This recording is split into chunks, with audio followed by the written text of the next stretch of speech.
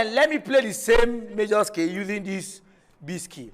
Now, the problem with this BIS key is that there are different fingerings people have adapted to. Some people will decide to use these two fingers to play it. That you leave your B, you don't always want to tamper with your B. Then you use this finger to touch, to control these two keys. Some other people say, no, I want to leave this on C permanently. Use this, only this one, this my index finger to control these two things. Some people just position it in the center of these two keys. You understand? Then some people, I met a student who decided, okay, make a kukuma just what? Share my hand. And since I have 4 fingers, this guy is doing nothing at that point. So I take this here, I add this guy here, I put this guy here, and I put this guy here. I see somebody that holds us, and they play very well. Hi guys, welcome to MOSAX New World Empire channel, and welcome to Tutorial Tuesday. Of course, my name is SAX, and with me in the studio today is MOSAX. Alright guys, today is a special day as we'll be discussing with you an alternative key Bflat. And if you are looking at me right now and you've not subscribed to this channel, please do, because we always have something special for you every week. Alright, stay tuned and keep learning.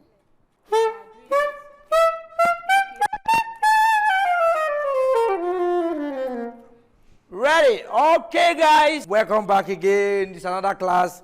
I'm excited. Today I want to show you one controversial aspect of the saxophone. That is the BIS key, the saxophone alternate Bflat. Some people call it the BIS key. Look at it over here. The BIS key. This key is an alternative key Bflat, or what you call A sharp. So you also have, that means if you press your B and you add this tiny key here, it gives you your B-flat or your A sharp. Now, another way you can play it like this. You press your A here and add the down side key. This side key to 1, 2, 3, you add the down one. So it gives you the same thing. Either you go like this, or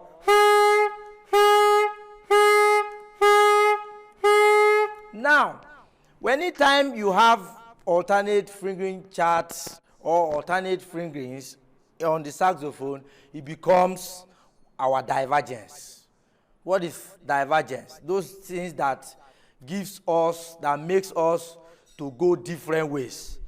And when you have a key that is just only one fingering, that is our convergence as saxophonists. So everybody accept it, you just have to follow it, because that is the only, for example, when we say F, F is always this F. So I don't think there's any other F, I don't think there's any other E, I don't think there's any other D, I don't think there's any other A or any other G, basically, or any other G sharp. These are our convergence. All of us will accept those fingerings, and everybody follows that fingering. But when you have alternate fingering charts, like alternate fingerings like the Bflat, which some people will decide to play like this, or some people play it like this, or alternate F sharp, where some people decide to play it like this, or some people decide to play it like F with this, and so on, or your alternate C, which is your C, or you press your B and go to the middle side key. You see, these are all areas everybody now begin to decide. Some other person can begin to play key C, for example, and go.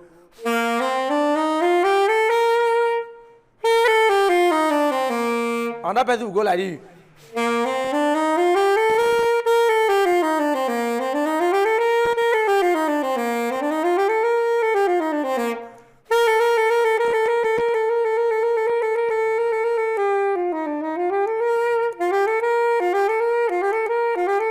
So these are different. So you notice that what? She can be playing her instrument, she can be playing key C, and you see her coming here, and over time I decide to be going here. So that becomes our divergence. And it's usually going to decide whether I'm going to be smarter than her or she's going to be smarter than me on the saxophone. So the part you now chose determines your limitations or whether you're going to gain speed on the saxophone. So that's one thing about alternate fingerings. So, but in the next few classes that I'm going to be having with you, I'm going to be showing you alternate Bflat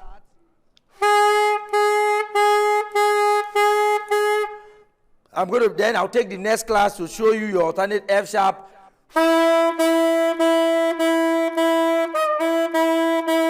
And your alternate C.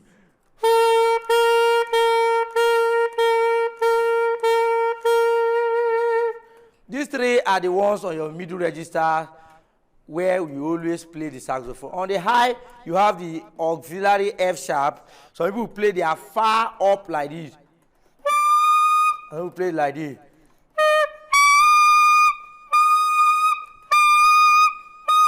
Even E.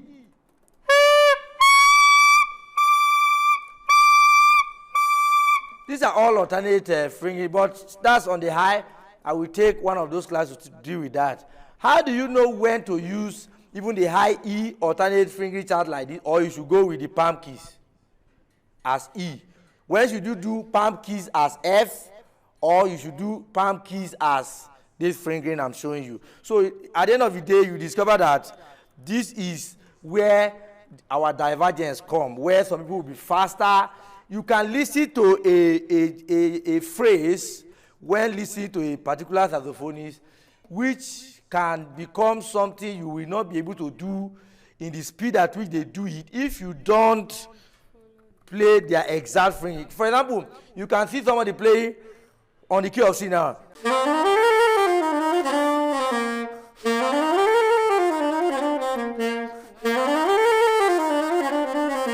That's a trilling.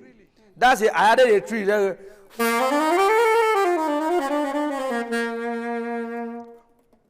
You get that? So that you that you are not using this alternate fingering chart, you go before you know you are doing like this. Meanwhile, this guy just did it restlessly. That's why I see some people dancing on the sax. So it's not supposed to be so. So it's supposed to be.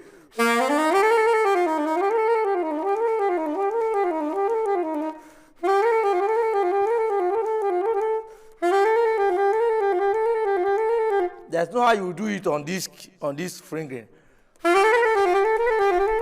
Even if you do it, you most likely will be struggling like that. So you want to minimize movements with all these alternate fingering. So we're going to take the next classes that's coming your way in this channel to begin to take each of them and give you several examples of why you should do it this way or when you should do it this way. Now, the producers of this saxophone, they have really thought through that's why I like saxophone. Everything is thought through. Most of the links that you're supposed to play, or the phrases, if it's going to be difficult this way, the producer of saxophone will be thinking, where can we add? Is there anything we can add here for this finger that is doing nothing? Or just to make it easy at that time. So there's no particular fingering that you will now abandon. I now abandon it over time. I don't even use it. Some people over time that have been playing saxophone, they've never used this BIS key.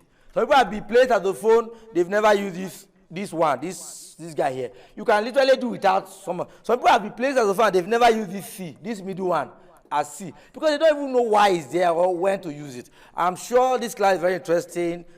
3-4 classes coming your way in this channel. Please, if you have not subscribed, I don't need to advise you again. It's all right, so that you get it when it comes. Now, let's quickly take the BIS key, the first auxiliary B flat.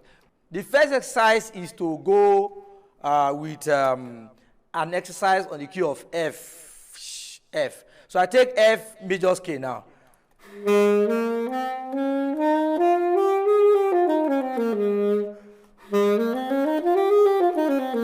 I use the side B flat. Look at it.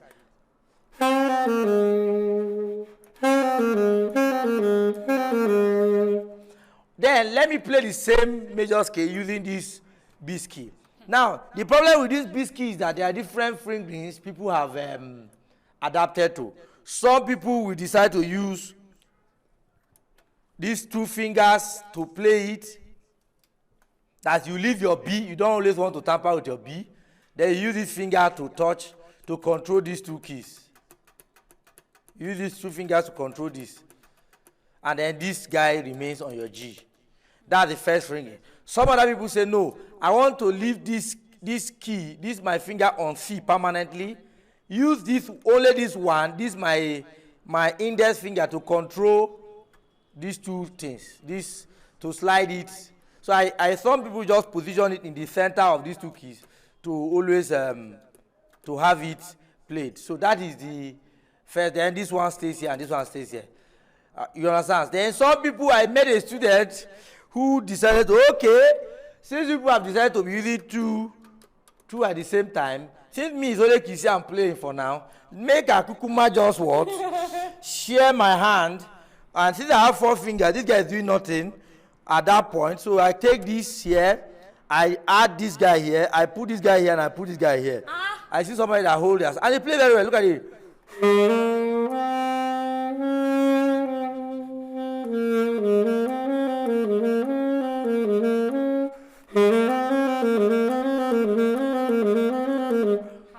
You see that?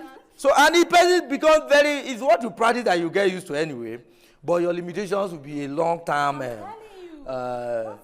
wrong foundation. You know that. So, that is that. So, I have to start correcting some of these things. So, some other people just, I also have a problem with the one that you just use this finger to hold, to just control these two. Because sometimes it's not easy to slide through them. Look at it. It's not so easy to slide through them. That's how it works, but it works perfectly on certain keys. For example, if I'm playing key F, for example, I can go.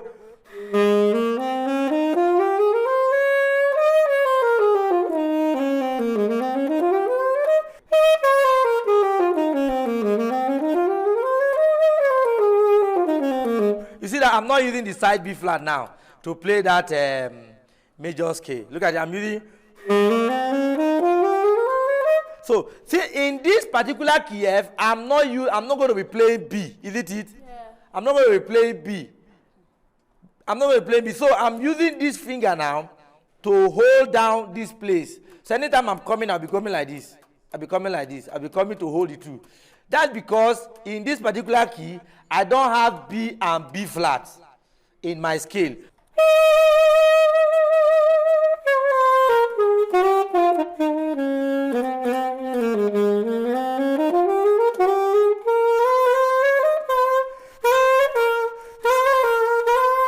Even grace note becomes easier if I just position my fingers on this, isn't it? I go here. Which one is easier for yourself to do?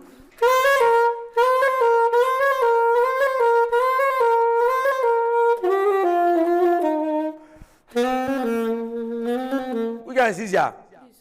So it depends on the one. Is the one Versailles is already used to this side. That's because if I just pick my file from here. But when it comes to slurring, I don't expect it to be slurring like this. It won't go well. How do you slide to do 30? How do you do this? How do you do this? How do you instead of just using this to just like this? You can't do. It becomes another problem. It didn't go well. So the best is to now use your what? Middle finger to come here.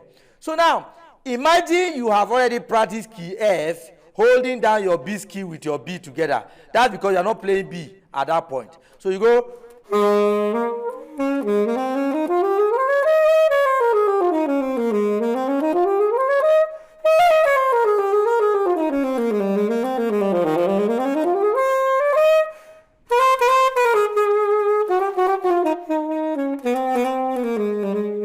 You see that I'm flowing with my what?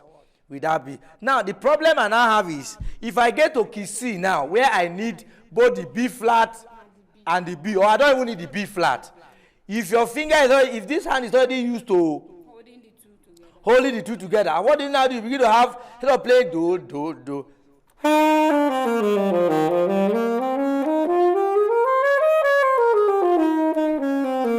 We will have to interfering your licks, your phrases. So instead of going,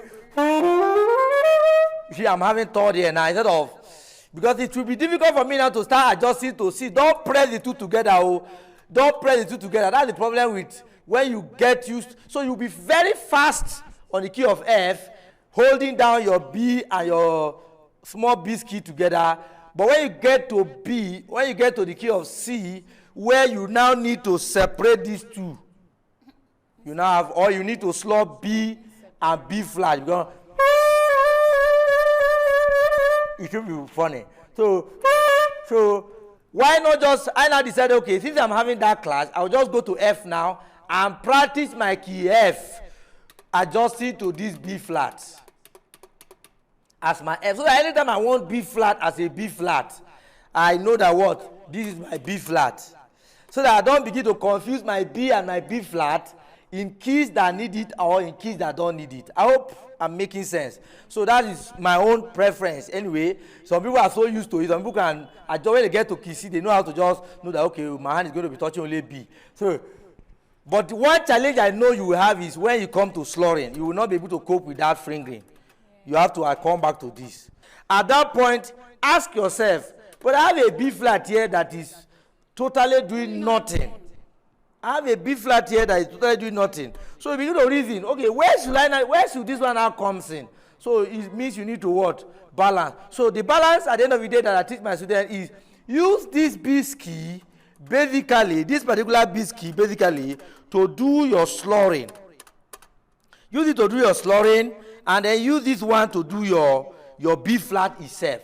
But when you get to key F and you needed to play some certain fast alteration that just need you to hold these two together, and then you go like this, it becomes very, so it means anytime you are pressing this, you are automatically pressing this.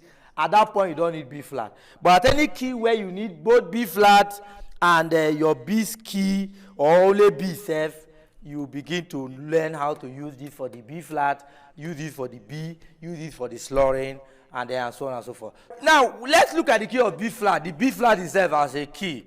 Now, some people go,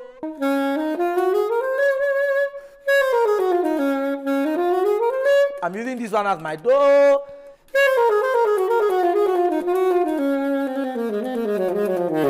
So I'm using this the B flat here now. Some people just hold down this and go.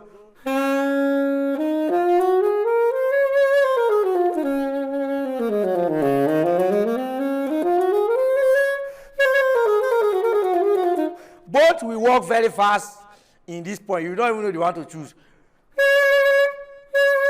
Look at you.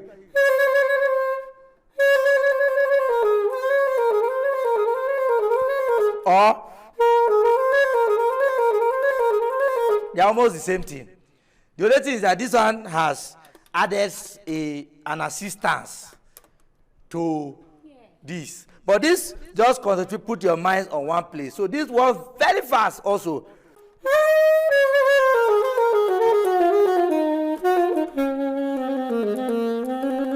Since I don't need this B, I will most likely be doing more of this. I can cope with holding this down. I can cope with holding this down and then just allow it go like that. But there are other keys. Any key you need both B flat and B. That's where your problem will now come, because at that point you don't know when to hold only B alone, or the B flat and the B that you already used to holding together becomes a challenge. So let's play B flat again.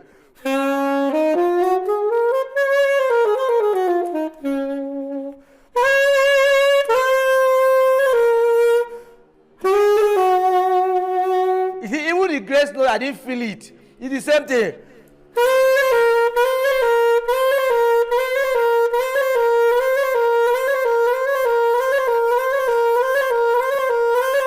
They're almost the same thing. So, but when I get to other keys that I need both the B and the B flat, challenges becomes that what? How do you know which one to use and which one to use? So it becomes, if you are the type that can adjust your mind in those keys, you won't have problem playing B flat like this.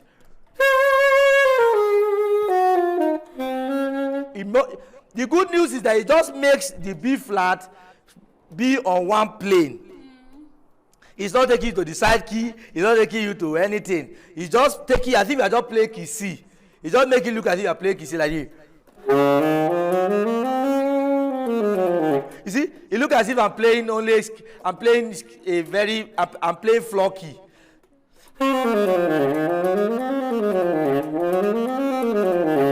But if I'm to start adding this side, look as if I'm out of the floor keys. So, but you see, it depends. Everything works. Where I told you that's our divergence. That's where you have different saxophonists accepting different fingerings. They want that best suit them. But the problem is where the balance needs to come in is when you go to a key like, let's go to a key that needs both.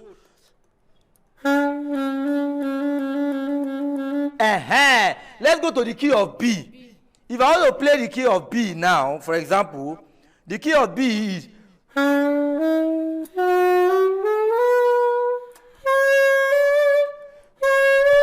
imagine I'm already used to this guy. How do I play key B at that point? So you see, you have to now come back to this B flat so that I can have it out.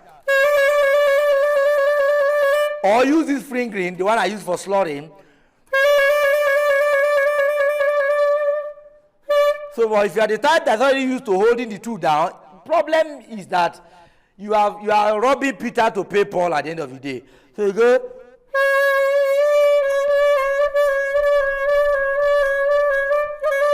How do you do that? So it's very easy to conclude that I'm very fast here. And then you go to another key, and then the fingering you chose, it didn't go well with you. So let's play key B now.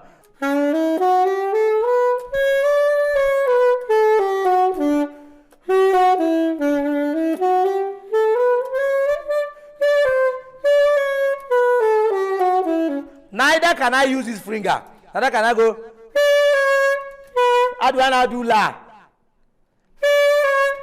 I have to jump from here to get a La. So the only option I have for the key of B is what? Is my side B flat.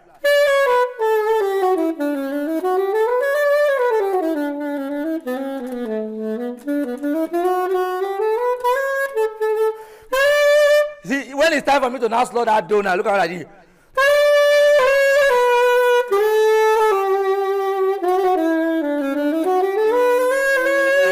It will be difficult to neglect this guy because you felt that you were fast on B flat or you were fast on the key of F. So that's what I felt I should bring your way. So balance, depending on what you are. It's when you grow beyond that key that you just come back and say, no. There's a reason why I still have a B flat here. So if I were me, what I do is I just focus. Since I already have seen ahead of time, when I'm teaching a sax, when I'm teaching students sax, when I see you using this, I warn you. I just want you to see. If you want to be holding down this guy down because you are playing key F or you are playing B flat, think of when you start playing on the key of C that you might be making mistake, or on the key of G. If you're going to give me do re mo instead of do re mi.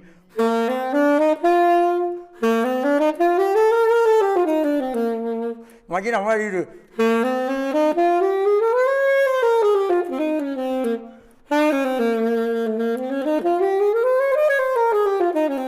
To be giving me a minor instead of giving me a major. So it depends on what you want and whatever you want. But if you are in class with me, that's why I advise you to get a teacher who have seen ahead of you, who can possibly know the right fingering you should use, even though you are enjoying it in one on a particular key, and it gives you a balancing. So if I'm teaching you on the key of C, for those of you who are my students, you know that what?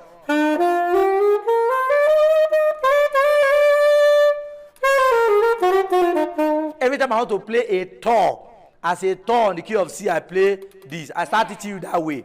If I now want to use tour to do something, to slow a T, I go like this. Instead of going, it becomes more difficult than to just go like this. You see, I have a tour here and I have a tour here in one lick. T, tola, so, so, me, more to do. T, tola, so, so. I'm storing that T with a tour. So if I'm storing the T with a tour, I go T, then tola, 30, tola, 30. Okay. 30, tola, 30, tola, 30, tola, so, so, 30, tola. I'm using the two at the same time. So they give me that balance.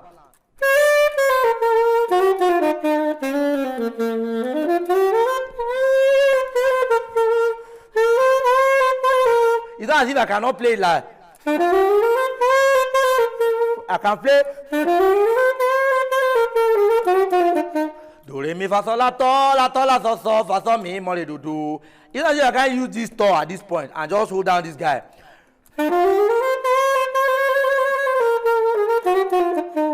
My fear is that I don't want that student to come back getting used to that, holding down this B together, and then it becomes a problem. So if you want to play that do re mi fa sol la so, I prefer you still play it this way.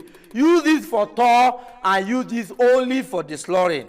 For slurring, then I condition you like that. When you go to B flat, key B flat, I want you to use it as your B flat, not this. Even though this, because this will also give you the speed that this one will give you too. Yeah. So why not just learn this? Since it's the same speed, look at it.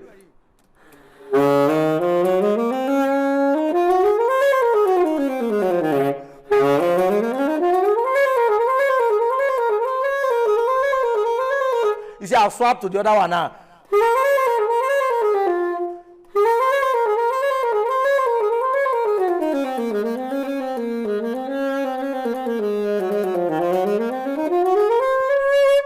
I'm not using this one now. I'm using this one. So since everything, I can now cope with the two.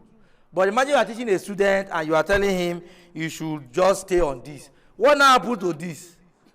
At the end of the day, when he gets to keys like B or keys like F, or keys like G or keys like even D. Let's go to D and see.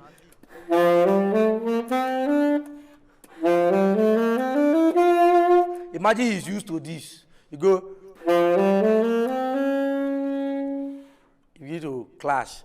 At that point, I don't need to press it together. So be careful when you get used to holding this down together because you are enjoying it on the key of F or you are enjoying it on the key of B flat and other keys. I think with these few examples that I've done, I think you should decide which one works best for you. I think we are done for this class. Vera Sax, what do you have to say? Let's listen to Vera Sax. All right, guys, I hope with this few points of ours, we are able to convince you and not to confuse you. Yes, convince and not confuse. Okay, this is serious. Honestly, I never knew this. People use this. My God, that's serious. Yes. Hey. My fingers are not used to that one at all. Thank God I started with a good teacher like MOSAX, Thank God, honestly. God, anyway. Thank God. Okay, guys, I'm very, very sure this class is going to help a lot of you out there. And I want you to listen to the class very well and know what we're trying to pass to you, because some fingering are good for some keys and very, very bad for some keys. So with the right key, with the right button to press, all the keys will be a favorite key for you. All right, guys, and if you have not subscribed up till now and still watching this video, please subscribe and click on the notification bell beside it so you'll be notified whenever we upload anything. And for those of you that want to enroll for our one-on-one classes, we are very, very much available for you. Just come to our DM. Our number is right there in the description box and it's also on your screen right now. Just contact us. We are not scammers, we are real. So don't be scared. All right? And be rest assured you are going to get what you pay for. Yes, whatever you pay for, you get it straight up. And for those of you that are still thinking, should I get this library, this saxophone library, please don't think anymore. Just come straight and get it. It's even cheap now, $300. Like you get everything from A to Z. You know what that means? Okay, see you in our next class. Bye.